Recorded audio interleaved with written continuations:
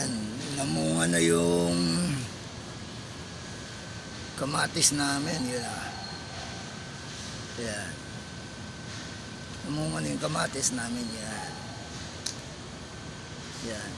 Tapos yung litos namin naubos na. Litos namin yan. Papalitan na naman namin yan ng sibuyas tsaka kamatis. Yan. Yan. Talbos ng kamote. Ito pala. Ito.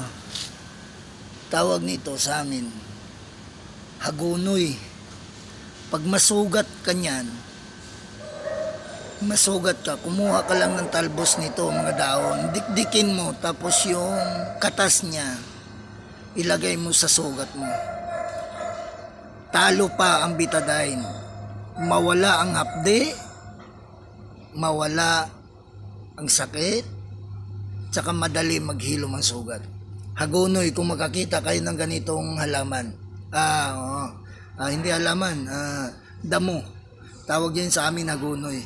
Pag makakita ka niyan, wag nyong patayin, dahil marami yung nagagamot. Pag masugat ka, ito, kung nakikita mo yan, nataga ako niyan, tagos buto yan.